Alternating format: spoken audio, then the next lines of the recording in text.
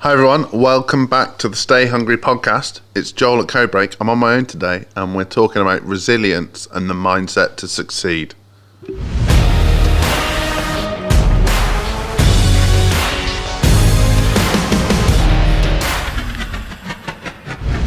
So as I said, it's Joel at Codebreak on my own today, recording solo. Andy's off on his jollies, on his way to sunny Barcelona, so needed to get a podcast in, and here I am. And I thought I would share some of my story with you. So resilience, obviously, massive topic in entrepreneurial world, in business, in small business, and generally the most successful businesses you see have been able to take a lot of shit. There's no two ways about it. They take a fair beating on their way to that success. Now, that's not to say they didn't have a good time doing it, but they probably found mechanisms for coping with some of the shit that got flung their way.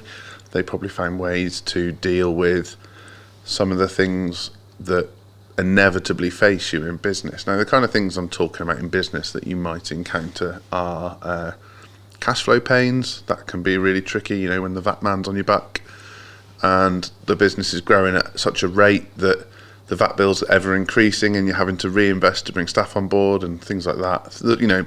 Costs, bringing costs into the business like staff that don't actually reduce the VAT bill, and so you create a cash flow squeeze, that feast and famine thing that lots of business owners talk about.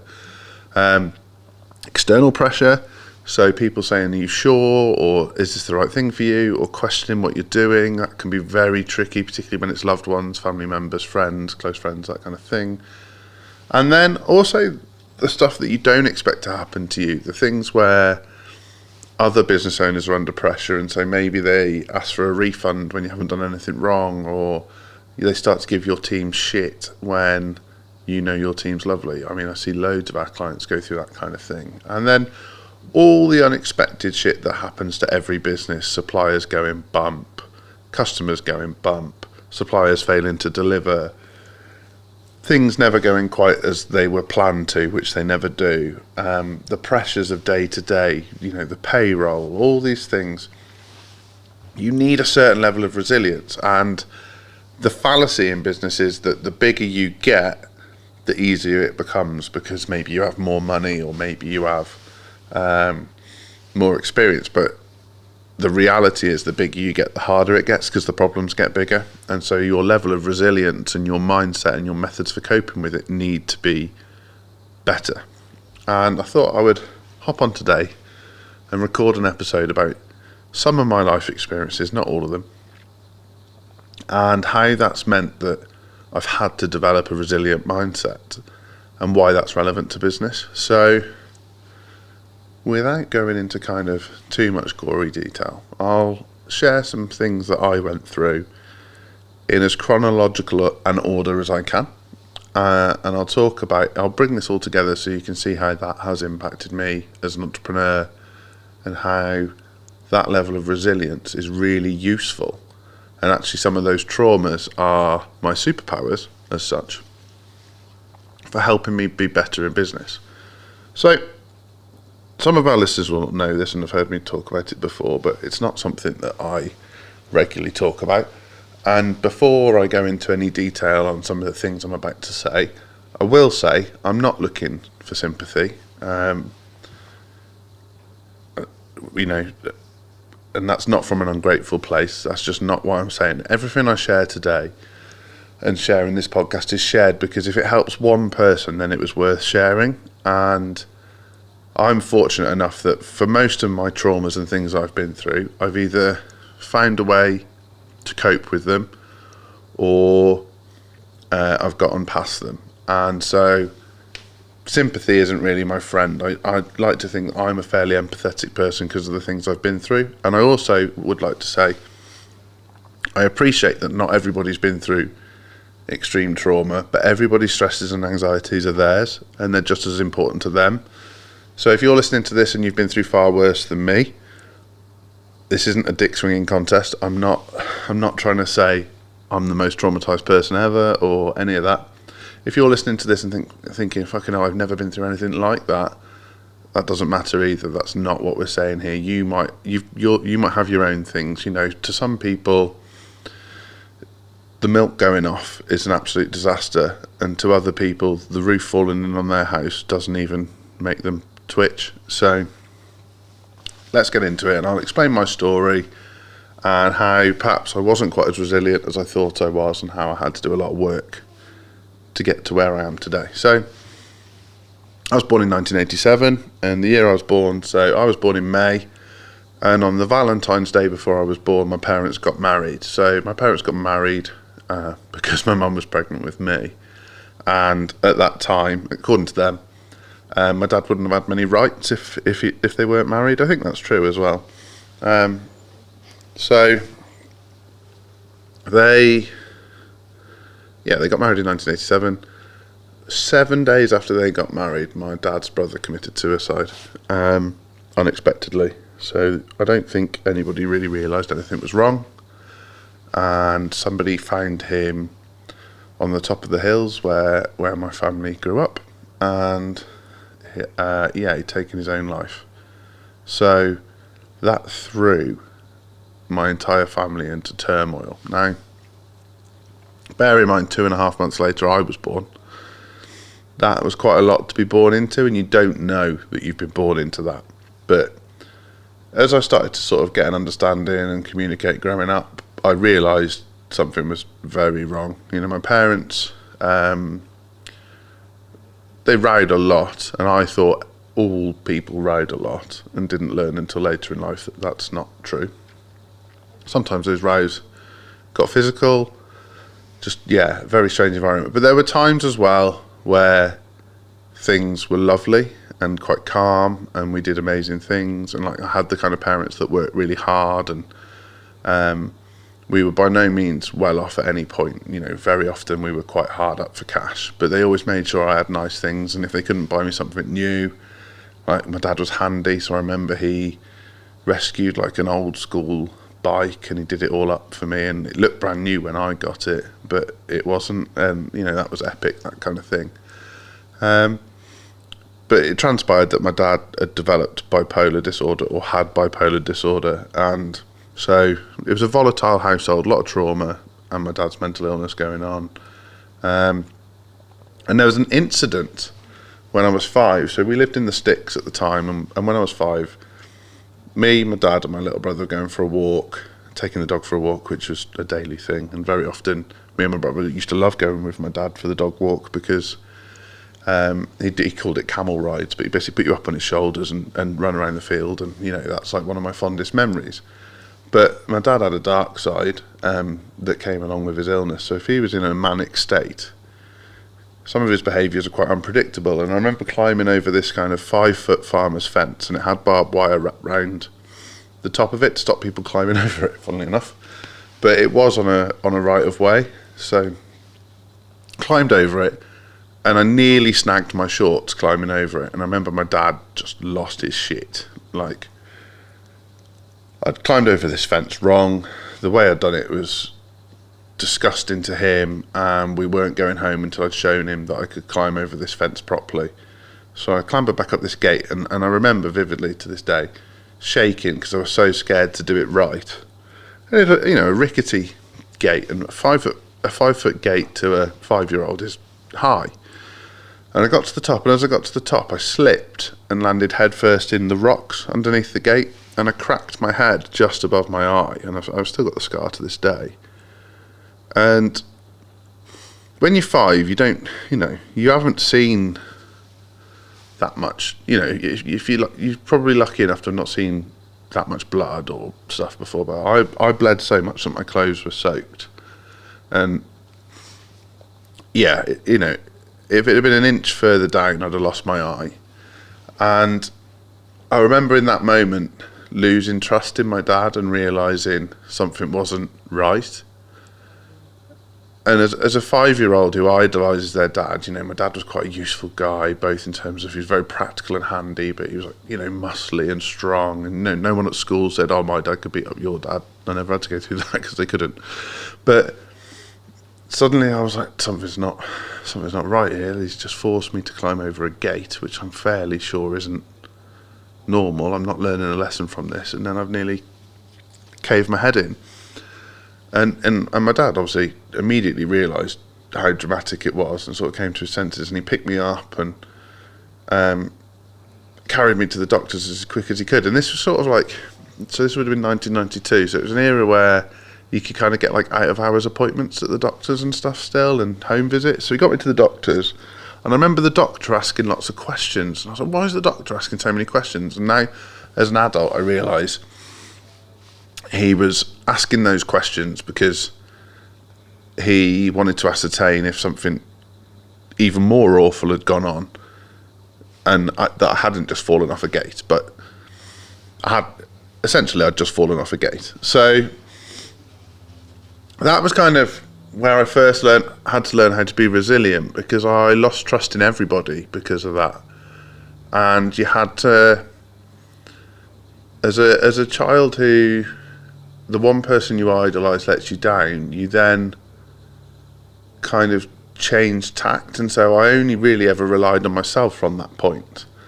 I had a real big fear of authority, obviously, because it was authority as such that made me climb off that fucking gate. But I had to make my own way, and I remember feeling like that from very, very young. So I remember consuming books because I wanted to know how to be better, and I remember always wanting to be the best in class at maths, at English, at sport, and that happened all the way through primary school.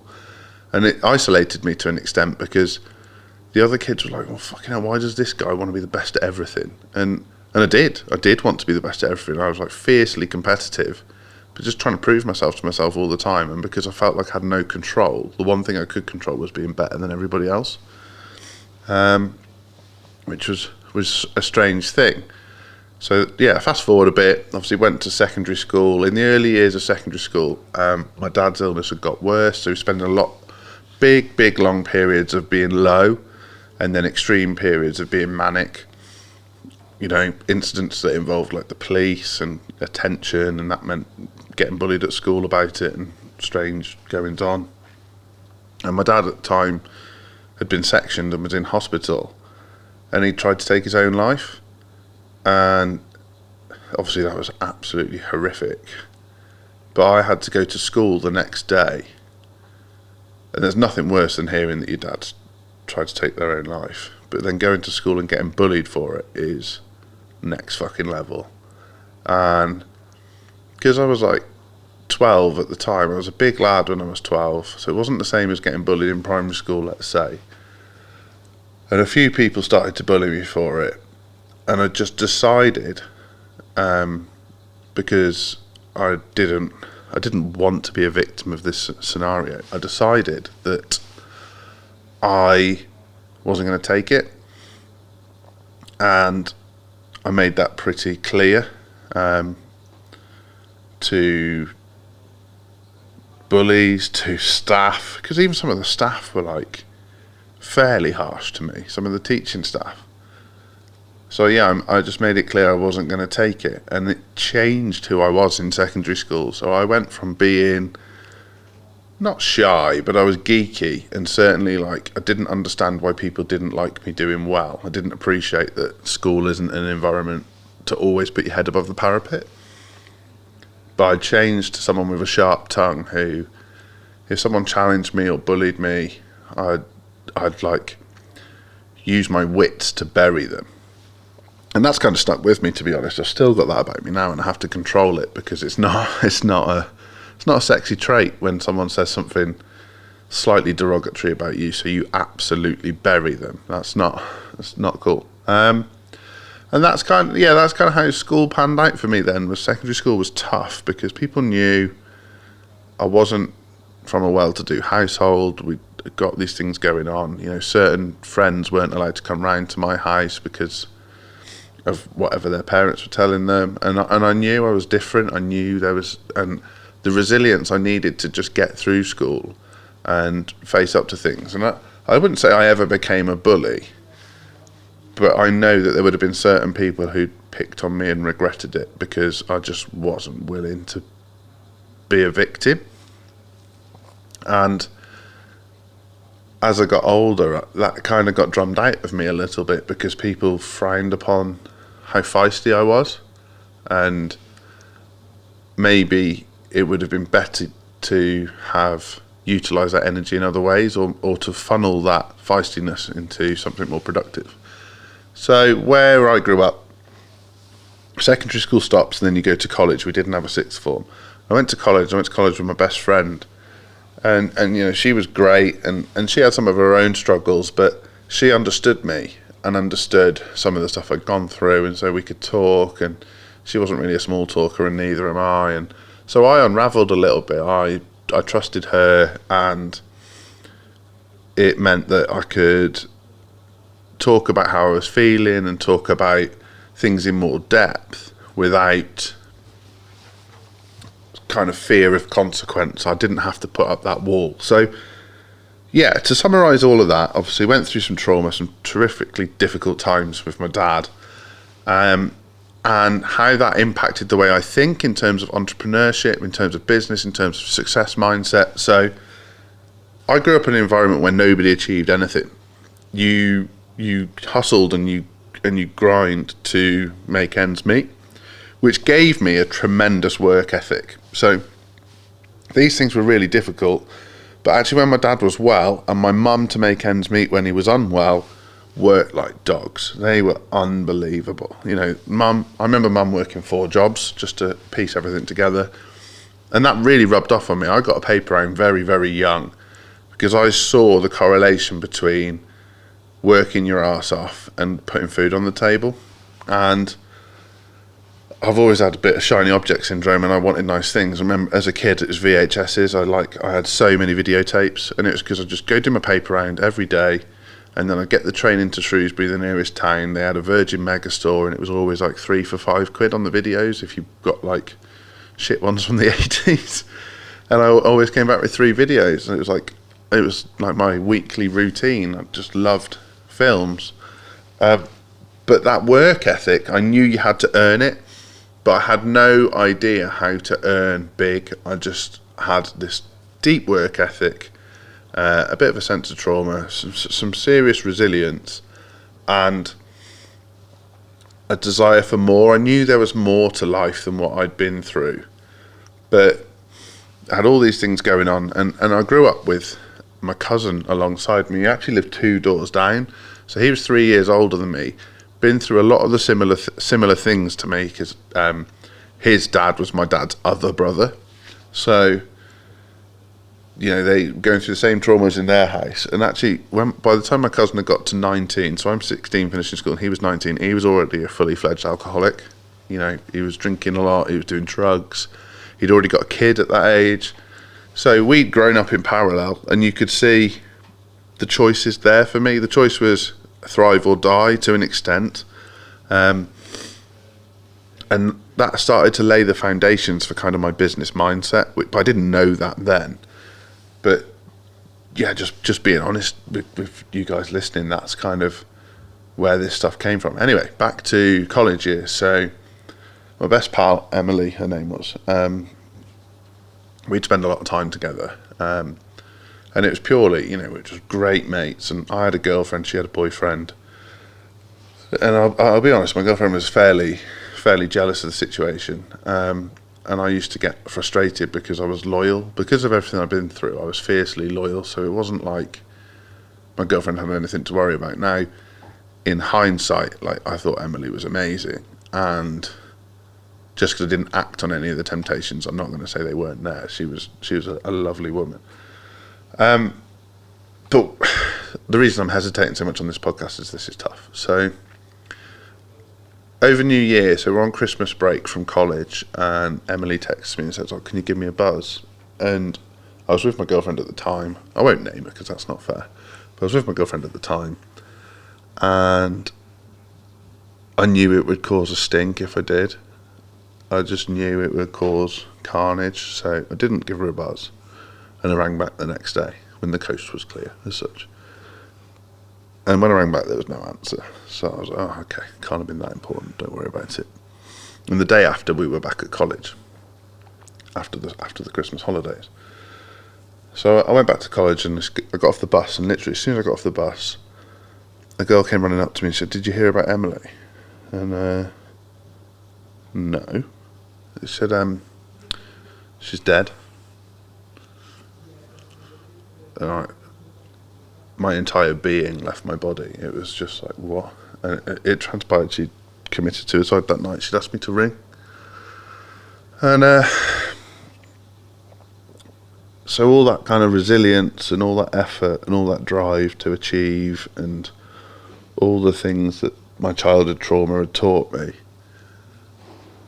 and it just all left me all in one hit. I was just, for weeks, months, I had nothing. What was the point in anything? Because that was just next level shit. And you know, I've learned some tremendous lessons from it since, which I'll go on to later. But to talk about resilience and what some people go through, if you think someone ringing you up because you're late paying a bill, or you got a cash flow issue in your business, or someone's in your parking space in the car park is an issue, you're very fortunate. That's all I can say. And yeah, this was a period in my life where I knew I was going to go to university, but what was the fucking point? And I'd lost my best pal. My other friends didn't know what to do, didn't know how to react, didn't know how to support me. I was already quite hard work as a pal with everything else I had going on. So yeah, this was a lot. But right, sort of dwelling on that point, what did happen is I went to university and somehow sort of mustered the strength to treat it as a fresh start, because I tried so hard to be what everyone needed me to be from 5 years old to 18 years old because of the nature of everything going on around me. So particularly away from school. Actually, at school I thrived because I just knuckled down into the work, and ultimately my competitive edge meant that I wanted to be better than everyone at everything. So even when I was distracted, I got frustrated if I wasn't the best, so I would just practice at, be it maths, science, whatever.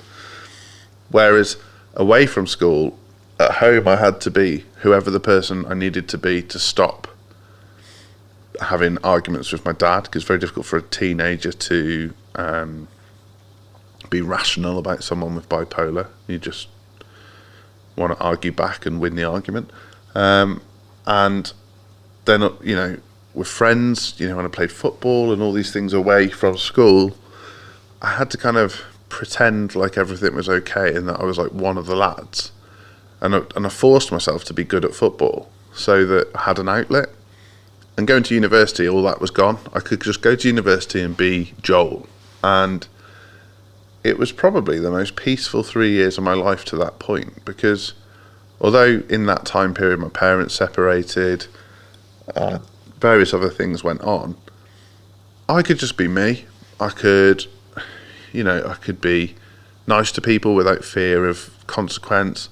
A lot of the people I met didn't know me, didn't know my background. I grew up in a village, so everything that ever happened in my family, by the time I got to school the next day, everybody knew. When you're at university in a big town, you could pretty much get away with murder. Not that I did, but you see my point. So that was 3 years of peace, and it was also 3 years where I did graphic design at university. I did a lot of freelancing whilst I was at university. I first got the bug of thinking I could work for myself. I understood, when you freelance for lots of different agencies and printers and things like that, you start to see the things they do wrong, and you also start to see the things they do really well, and you pick and choose the bits you want. And that was a really smart way to kind of build business resilience, to start to be like, okay, so that printer there, they only take a 20% deposit, and because they only take a 20% deposit, they're actually exposed on the job for about 15%.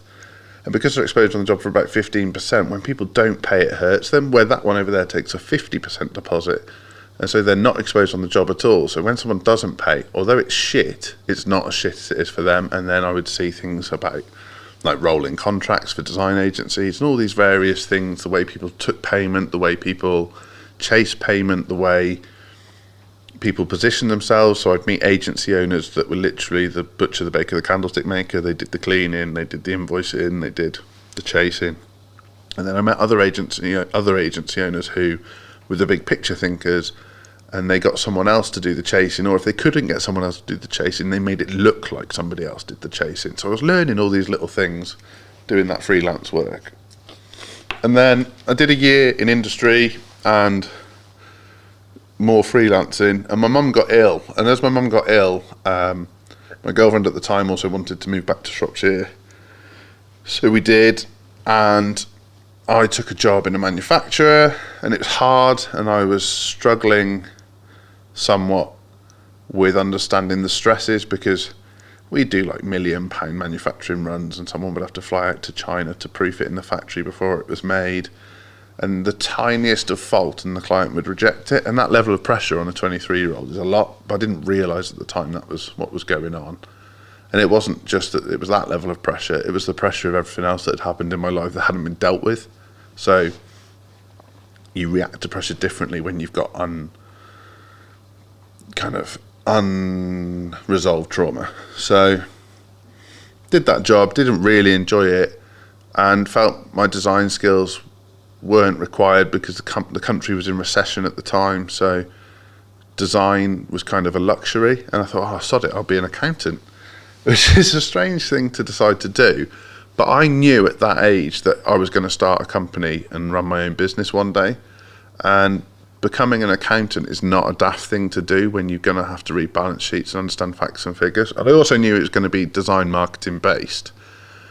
And I felt that the weakness that most design and marketing agencies had was that when it came to talking about return on investment and finances, that's where the problem lay. That it was too fluffy, and you needed like some business nous in the conversation. So, well, if I become a chartered accountant, I'm kind of killing two birds with one stone. I'll know how to run my own company, surely, although maybe that isn't as true as I thought it was at the time. And I'll also know how to talk about the finances in a way that resonates with a business owner. Again, probably not as true as I hoped it would be. But that was an interesting time. I absolutely battered my first set of exams, completely reignited that competitive edge of I want to be the best in the class. I remember one exam, you could leave when you were finished, and it was an hour and a half exam. And I walked in and I left 12 minutes after it started, and I got 98% on the exam. Now that's not a humble brag. It doesn't sound very humble, to be honest. That was how feisty I was to be competitive about that shit, which is weird, but it's just the truth. So, and I remember walking out, and someone afterwards gave me a ring and said, like, oh, did you find that really hard? Like, you were, I'd barely written my name down and you were gone. And I was like, no, I just blitzed it. I'd practiced and revised so hard for that one that I just smashed through it. And sure enough, the results proved I had. But weirdly, at that time, I was being sent around the country a lot, and I felt myself getting more and more tired. I wasn't able to get enough sleep because I was having to revise a lot and also do these audits for the accountant. And I could I had this horrible feeling in my gut, but I didn't know what it was. And I was worrying about everything. Like every little thing was bothering me. And it was building, and it was building, and it was building. And I couldn't cope with it. And I made the mistake of telling the HR team at the company, thinking that they were there to help me. And in hindsight, what they actually did was they started working me harder, because I think they knew that would be a way to exit me from the business if they kind of broke me, which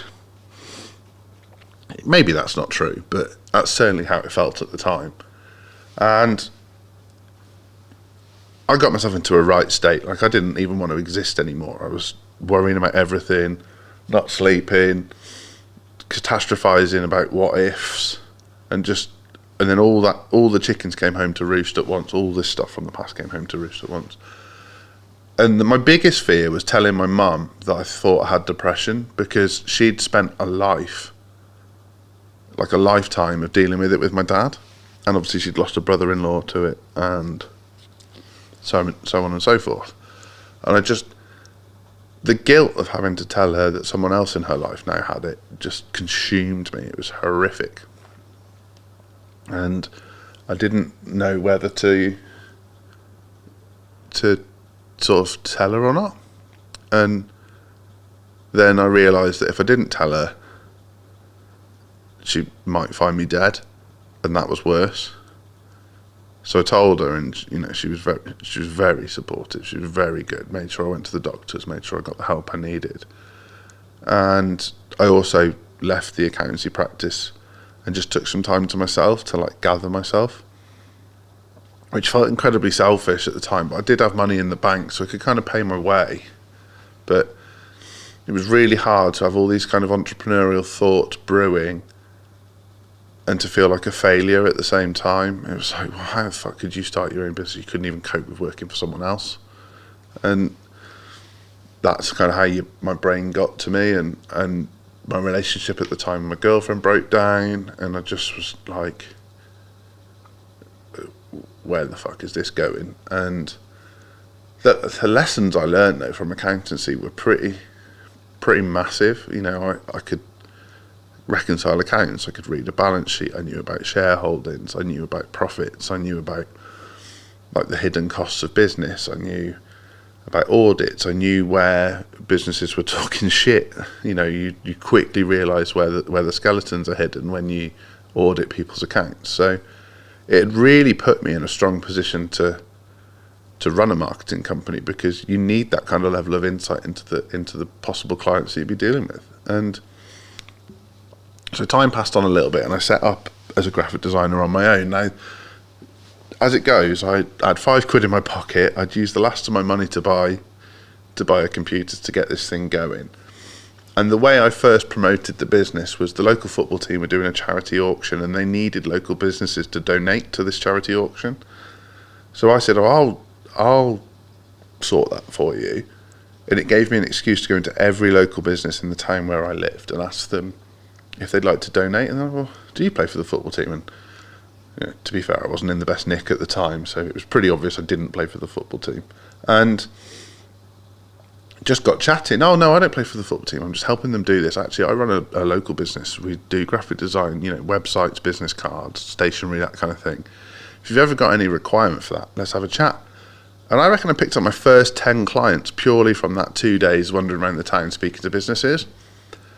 And those 10 clients put more money in my bank account than I'd earned in my entire career to that point. And it twigged with me, like, you can do this. Like, you've got this. And it wasn't enough either. I very quickly realised I wasn't financially motivated. I liked the game. And so I'm on antidepressants at this point in time. I'm having cognitive behavioural therapy. I've decided to start my own business. And I'm doing all right at it. And I'm like making ends meet. And I'd met a new partner, and she wanted us to go to Disney World in Florida the following year, which when you meet a new partner and you're a young bloke, saying no is not really something you're particularly good at.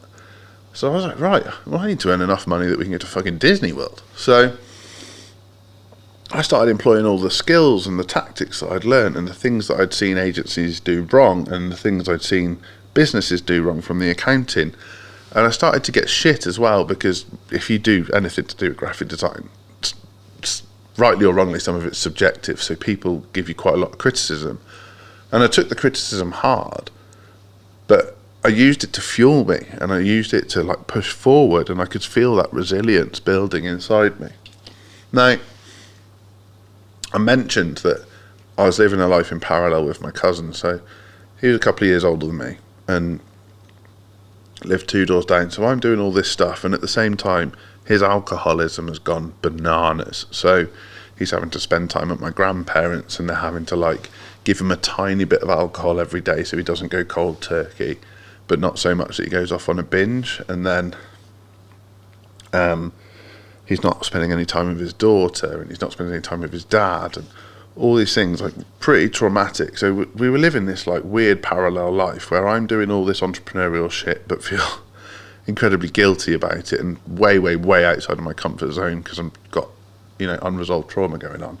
And at the same time, I'm watching my cousin, who'd gone through all the same shit, completely derailed and dependent on alcohol and drugs. And that was hard to deal with, not because people were making comparisons, but because I loved him. He was a close cousin, almost like an older brother.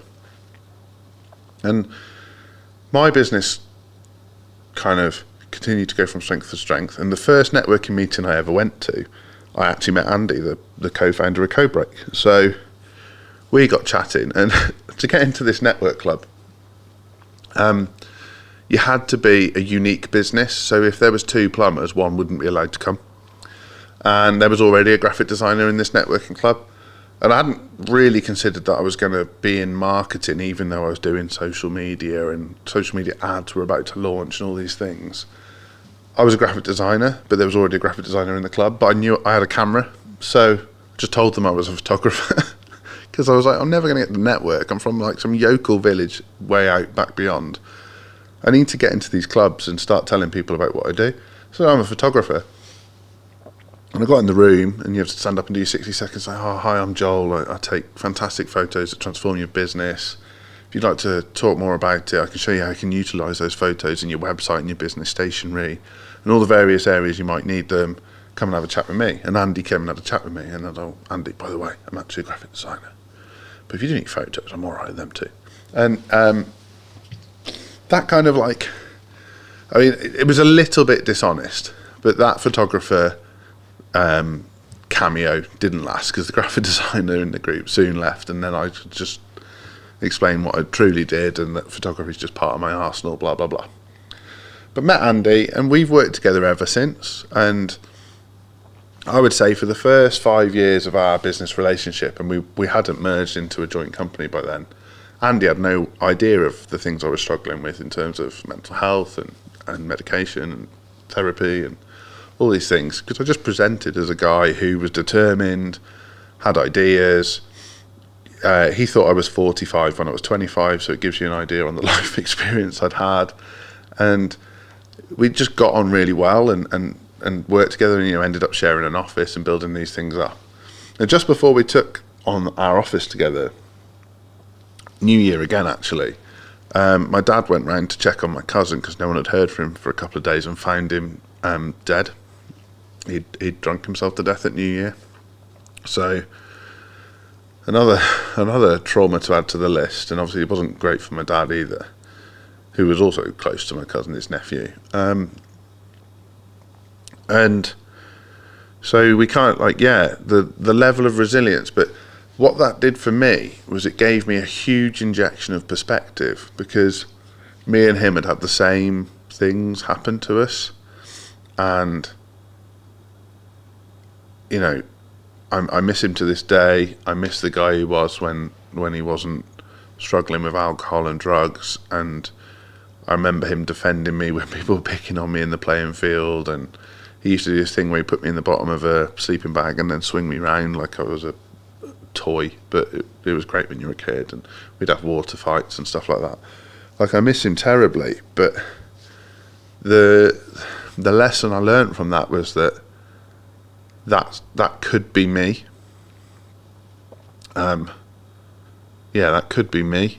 And I'm actually building something incredible here. Now, that's not to say I haven't gone through tremendous struggles since, because I have.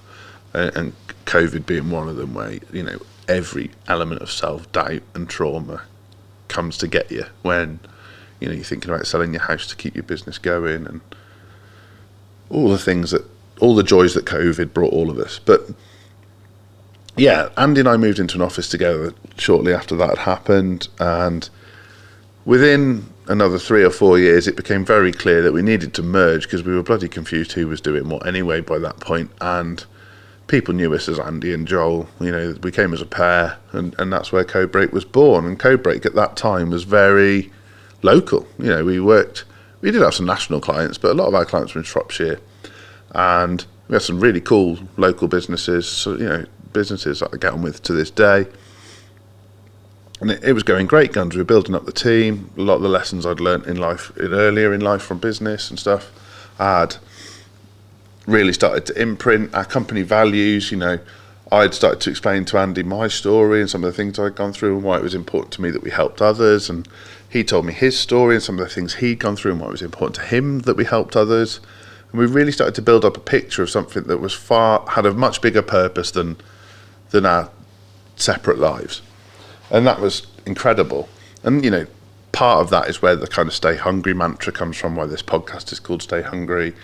And like the other side of it is that Andy and I are both geeks. Like he probably doesn't admit it as much as I do, but he loves Star Trek. I like Star Wars. We both like comics and Comic Con and all that shit.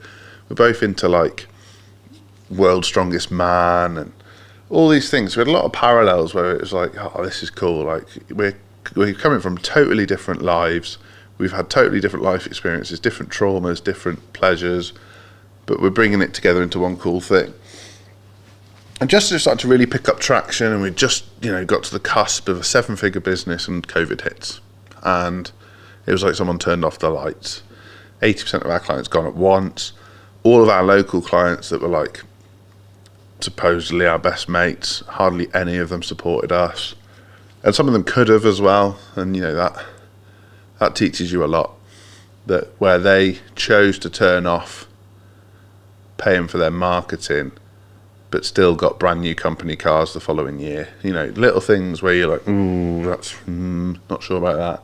And like the local clique as such looked after itself, and we didn't feel part of that.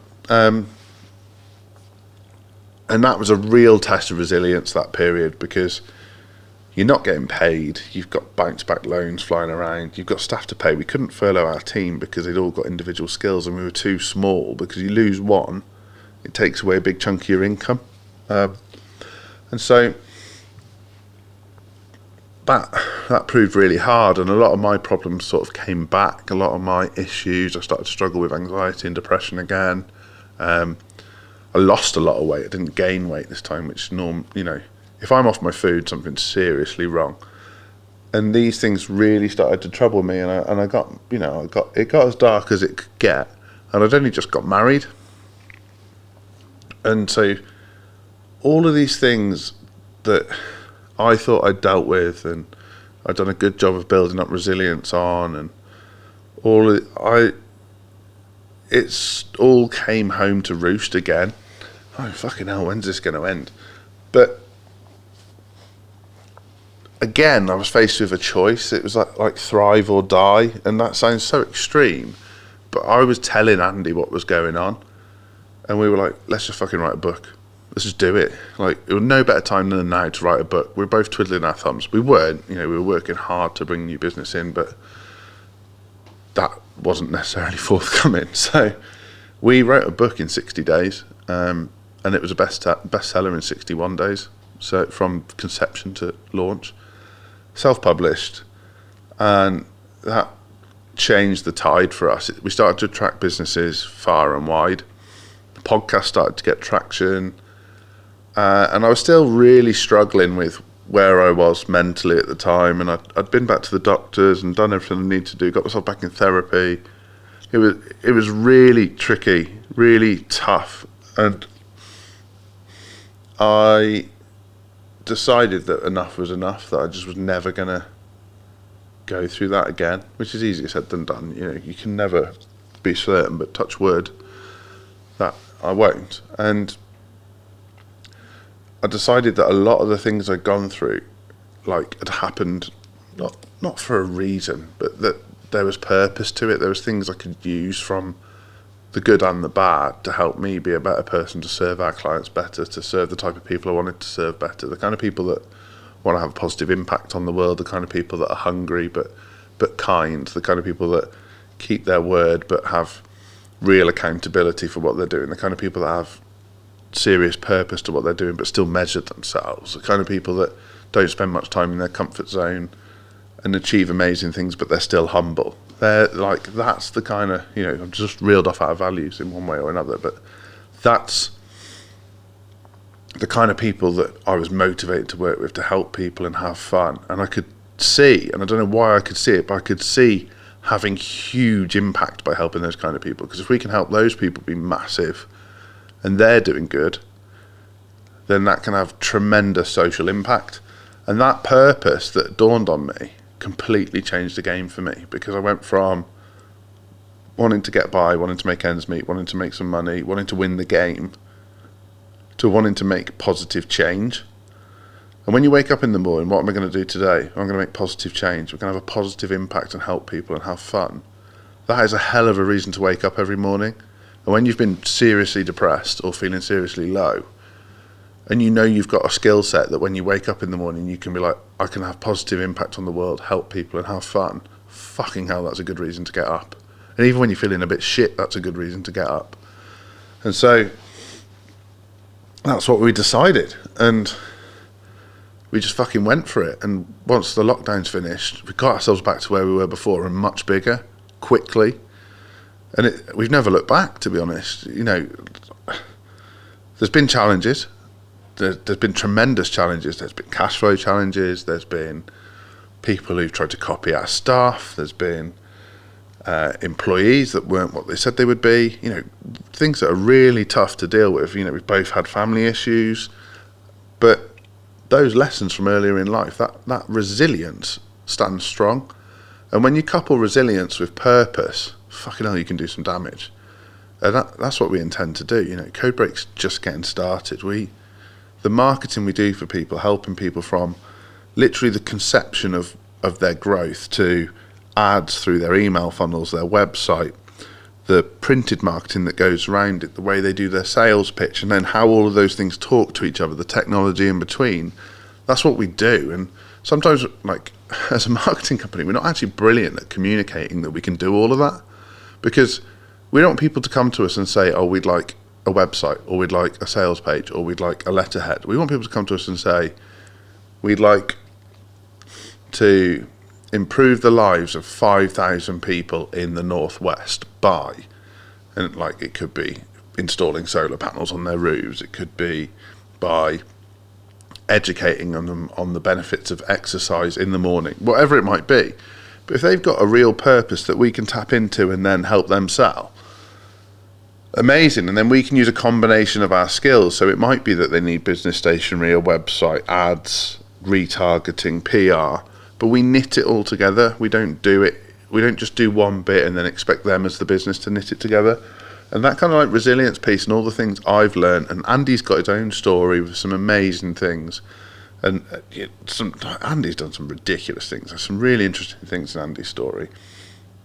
When you couple our two stories together and the things we've overcome and the things we've learned and the obstacles we've overcome and the number of mistakes we've both made and learnt from, I think we've created an environment where not only Codebreak and our staff and our suppliers can thrive, but our clients can thrive. And I love that. Like, no better purpose than waking up in the morning to help people and have fun. Now, I realise that's been hell of a ride. And I've only touched on things because I was trying to be sensitive to some of the subjects I was covering. But, you know, if anyone ever wanted to talk about any of those things, wanted to ask me more questions, I'm an open book on this. So don't hesitate to DM me at Joel Stone Official on Instagram and all the other platforms. But if you are looking for a company that truly cares and a company that can really get behind your purpose and help you structure what your marketing looks like, be that from your ads, your website, your email funnels, your newsletters, any of that, hop on codebreak.co.uk. You can request a discovery call. We'd love to chat to you. And, you know, we're really doing some awesome things with some awesome companies, and it'd be awesome if you were the next one. All right, take care, everyone. Stay hungry.